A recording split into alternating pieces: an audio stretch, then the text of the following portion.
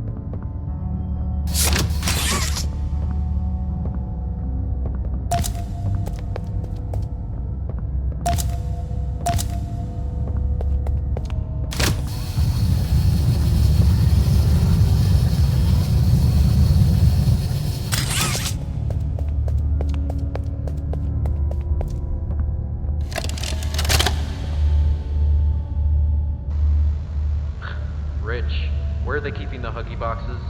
I don't know. I couldn't tell you. Remember when maintenance last did a sweep of this place? No. Exactly. Nobody in this stupid company knows what they're doing. Oh, I swear, I haven't seen a single box in its place since they started flooding the storehouse with orphanage junk. Right. I get it. It's a nice program and all, on brand, but it's just hard to be happy about it when manufacturing's on our necks about it, because we can't find stupid Huggy boxes. Rich. You're right. You're right. It's for the orphans. I just wish there were less boxes. Anything less would be more habitable. Is that even a word? Habitable.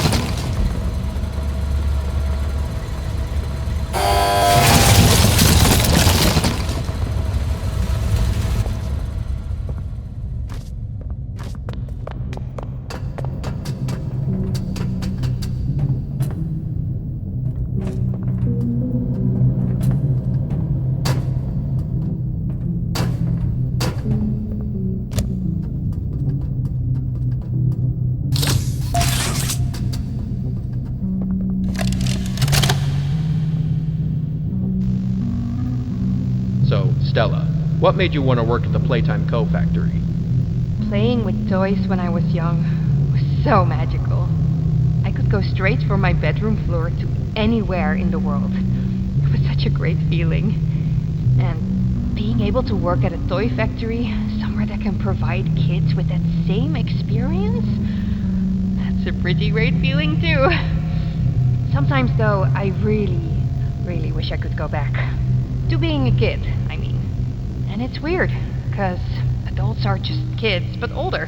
I don't think anyone ever really feels like an adult. But your body just gets older and older, and then you die. Poof! Human bodies just can't stay young forever. There's things, though. Like some trees that can stay alive even while being way older than the person. I mean, the oldest people to ever live are still younger than those. So I guess everyone is always young relative to something. right? All right, I think we're getting a little off track.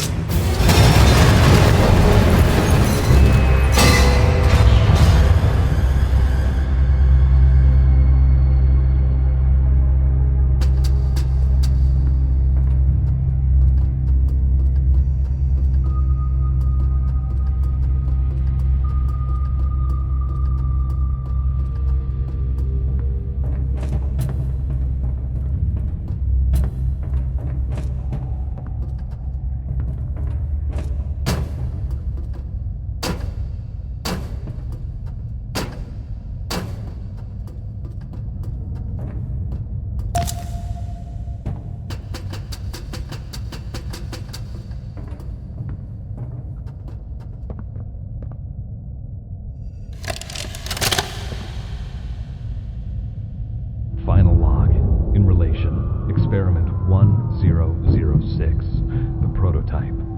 Coordination and cooperation is evidently within his skill set, as well as the skill set of all other experiments of his type. Though still missing, today's events are no doubt in relation to him. His absence was a flaw in the scientific process, which should have under no circumstances been left unaccounted for. That's why I'm making this log, so that the same mistake won't be made twice. Any future experiments will need to be contained and disposed of in a secure location. I'm not worried about myself. One breakthrough and I'll be back. We must forge onwards in the name of science, whether those who are beneath us understand it or not. End of...